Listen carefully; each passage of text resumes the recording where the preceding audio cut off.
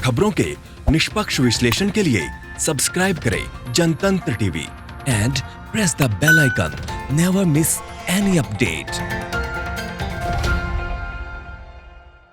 हमारे साथ पंकज कुमार जी जुड़ चुके हैं, पॉलिटिकल एक्सपर्ट। बहुत स्वागत है पंकज जी हमारे साथ जुड़ने के लिए। पंकज जी, सवाल यही है कि यहाँ पर अगर हम बीजेपी को देखें तो वो हर समय चुनावी मोड में नजर आती है, और इस कोरोना काल में भी जिस दौरान हालांकि कुछ पार्टियां दिखी जिसमें अगर हम कांग्रेस की बात करें तो थोड़ा एक्टिव नजर भी आई, लेकिन जो तैयारियां बीजेपी करती है वो बाकी पार्टियों में वो उत्साह नजर क्यों नहीं आता? क्या वजह आप मानते हैं? देखिए,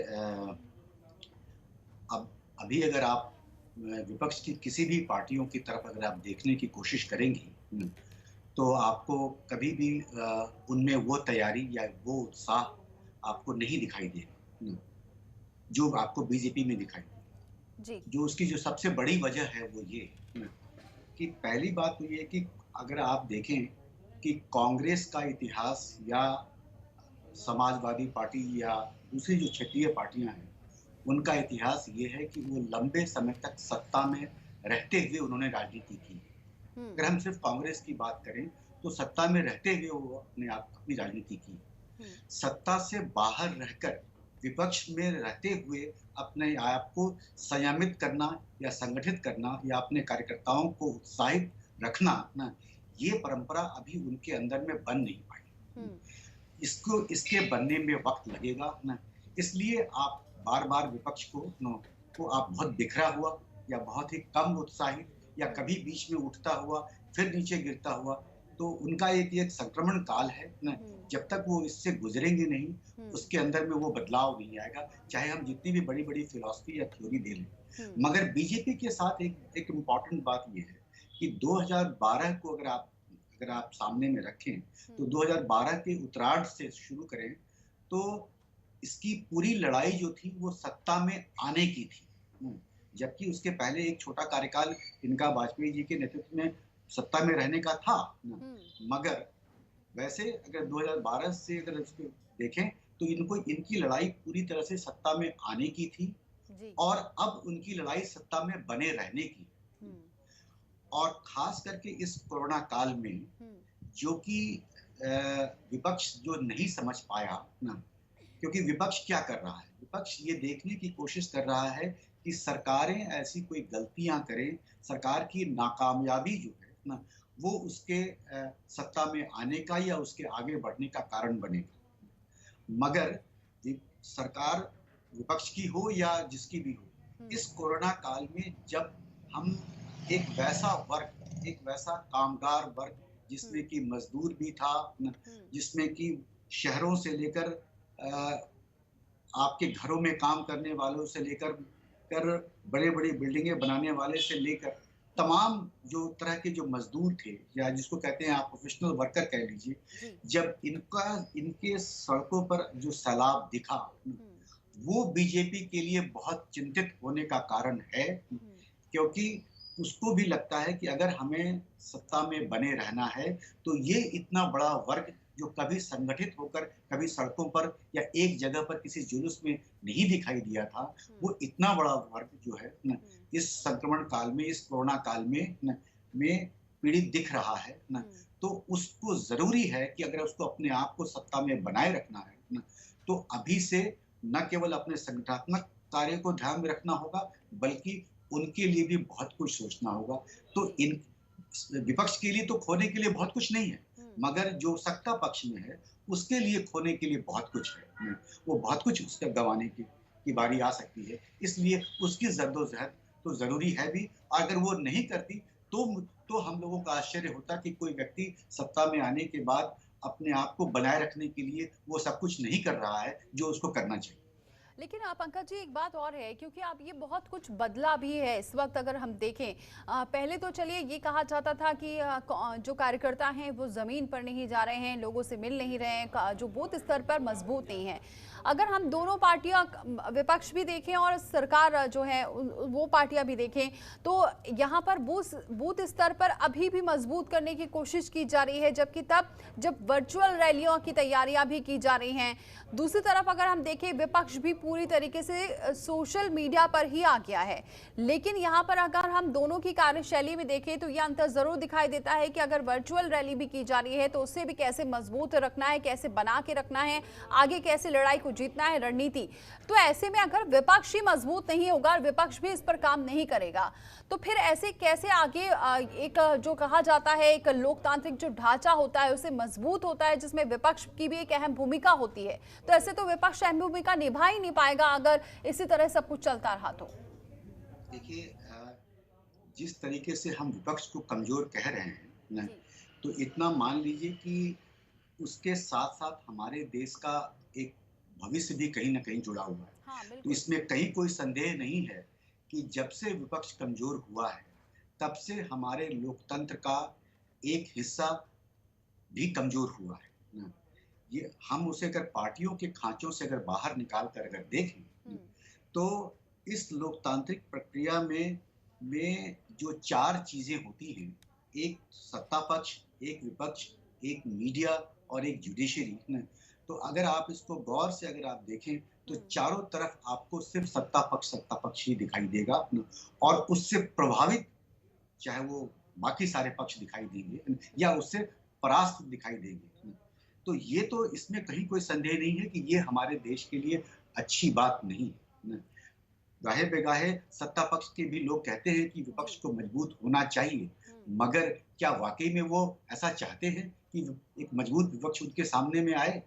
जबकि उनको जब वो पहले इसके पहले जब सरकार में थे तो उनके पास एक विपक्ष मजबूत विपक्ष था, मगर इस वक्त जब वो पूर्ण रूप से अपने अपने बल पर सत्ता में काबिज हैं तब उनके सामने एक बहुत ही कमजोर विपक्ष है जो किसी भी लोकतांत्रिक प्रक्रिया में, किसी भी लोकतांत्रिक देश में और खास करके भारत जैसे देश में जहाँ पर कि इतने तरह के धार्मिक भिन्नताएं हैं, इतने तरह की भाषाएं हैं, एक तरह से फेडरल स्टेट है, उस जगहों पर विपक्ष का होना बहुत आवश्यक है। ये हम लोगों के लिए बहुत शुभ संकेत नहीं है।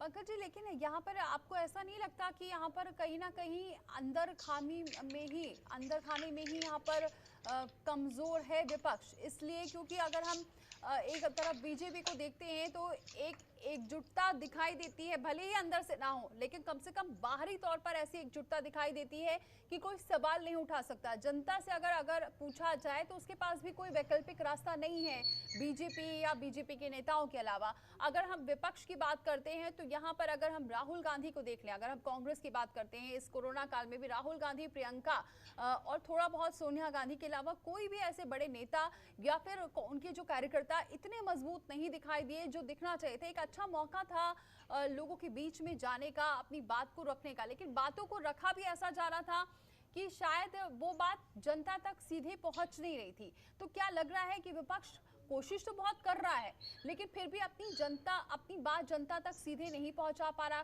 कहां कमी आपको नजर आ रही है? देखिए, अगर आप विपक्ष की कमियों की तरफ देखें तो जैसा कि मैंने पहले भी कहा कि विपक्ष की सबसे बड़ी कमजोरी ये है कि जब ये सत्ता में नहीं होंगे ना, सत्ता में रहते हुए सारे कार्यकर्ताओं को जोड़े रखना सबसे आसान काम होता है, लेकिन विपक्ष में रहते हुए अपने कार्यकर्ताओं को जोड़े रखना, उसके मनोबल को बनाए रखना सबसे मुश्किल काम होता है।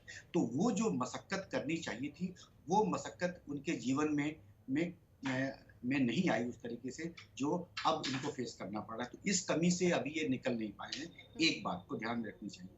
दूसरी बात ये है कि विपक्ष हो या सत्ता पक्ष हो, सत्ता पक्ष में जो एक खूबी मैं देखता हूँ वो ये है कि वो सोशल मीडिया से लेकर जनसंपर्क तक के में किसी एक को छोड़ता नहीं है। ये नहीं समझता है कि हमें जनसंपर्क के जगह पर सोशल मीडिया के संपर्क से भी मेरा काम चल जाएगा, क्योंकि और ये एक बहुत बड़ी दिक्कत आ गई है आज के टेक्नोलॉजी वाले युग में कि तमाम जनप्रतिनिधि अपनी बात जनता के साथ जुड़कर कहने के बजाय उसको सोशल मीडिया या फेसबुक या तमाम चीज़ों के साथ कनेक्ट करने की कोशिश कर रहे हैं और उनको लगता है कि ये सबसे बड़ी ताकत है, इसी से बात पूरी हो जाएगी।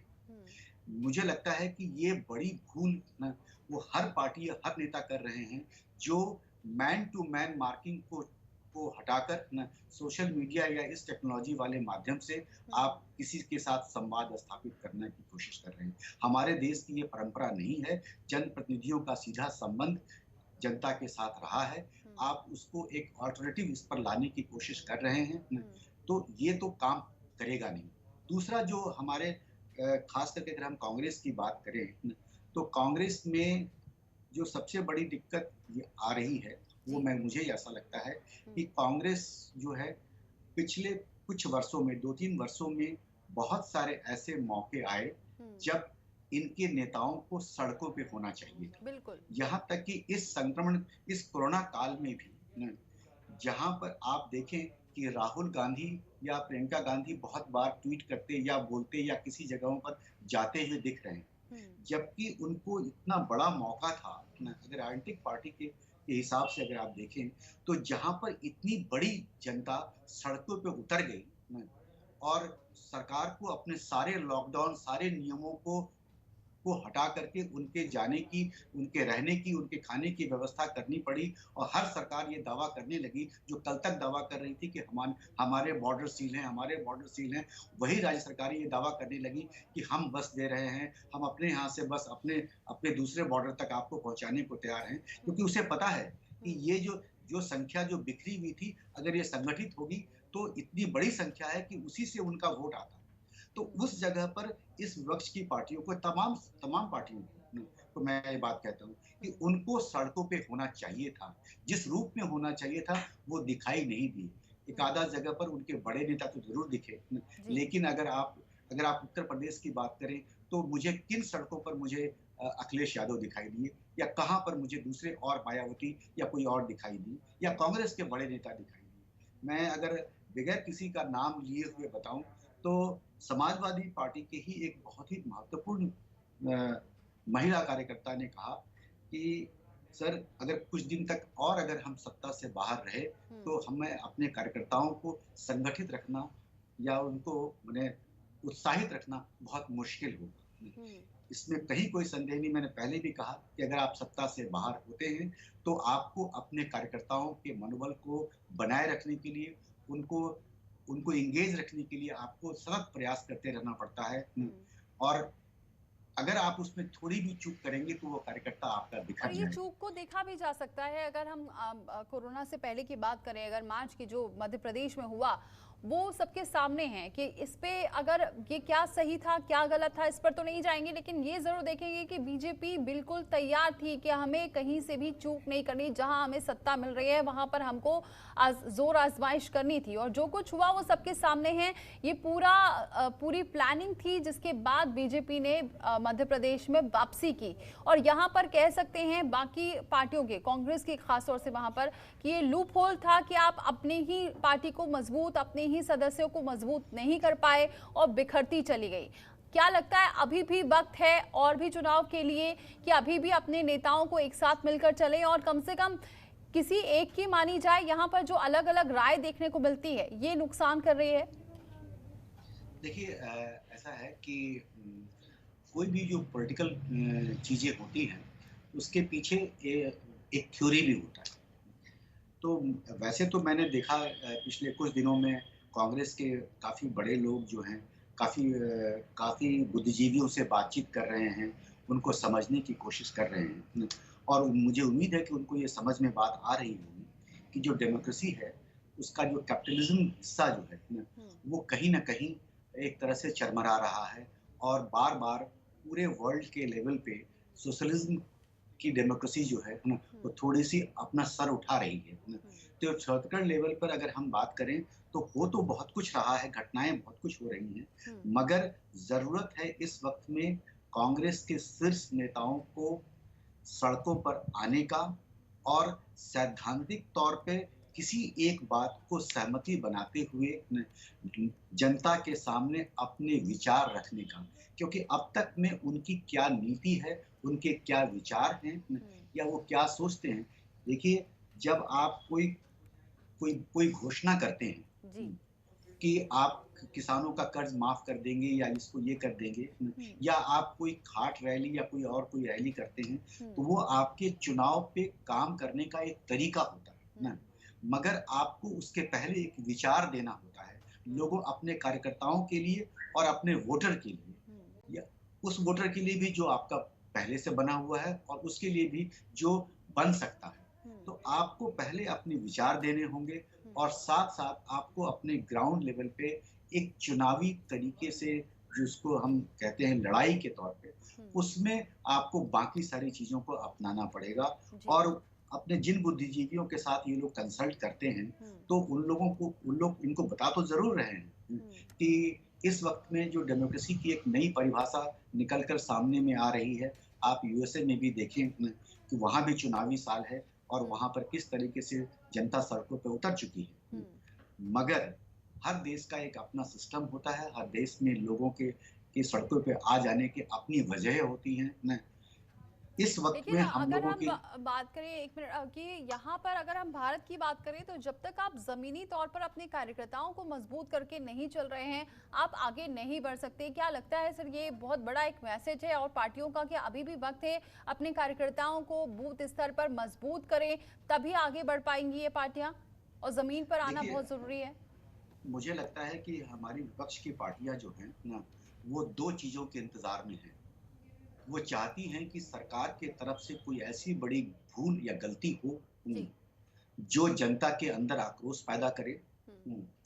और दूसरा कि सरकार में अपने आप इस कोई ऐसी फूट हो जी। ना, जिसका कि उनको लाभ मिले। न वो खुद से अपने से सड़कों पर आकर अपने विचारों के माध्यम से या अपने कार्यों के माध्यम से जनता को अपनी तरफ मोड़ें, ऐसा करता हुआ मुझे अभी तो नहीं दिखता है। जी। हो सकता है कि उनके समझ में जी। बात आ रही हो, वो उसकी तैयारी भी कर रहे होंगे, न। मगर इस वक़्त में सड़कों पे उनका नहीं आना, तो जी। मुझे सिर्फ़ इतना ही बताता है कि वो सरकार में जो पार्टी है, उसकी गलतियों का इंतज़ार कर रहे हैं, जी। जिसकी वजह से जनता सड़कों पे आए। मगर इतना तो लोगों को समझ में आना चाहिए न। ठीक है सर। एक बड़ी पुरानी कहावत है कि इंतखाब का मतलब होता है इलेक्शन, चुनाव। जी। तो इंतखाब जो है ना, वो उससे कोई इनकलाब नहीं आता है। बिल्कुल। अगर इनकलाब लाना है, अगर आपको न, क्योंकि एक मजबूत पार्टी को अगर आपको हराना है, उसके पीछे अगर इनकलाब लाना है न, तो आपको कुछ करना होगा। न। बिल्कुल कुछ करना आपको होगा, जमीन पर दिखना जी, होगा, सड़कों पर दिखना होगा, जनता की राय जो है, जनता को अगर अपनी बातों तक पहुंचाना है तो उनके बीच भी जाना बहुत जरूरी है। बहुत बहुत शुक्रिया पंकज जी, हमारे साथ जुड़ने के लिए, इस चर्चा में शामिल होने के लिए।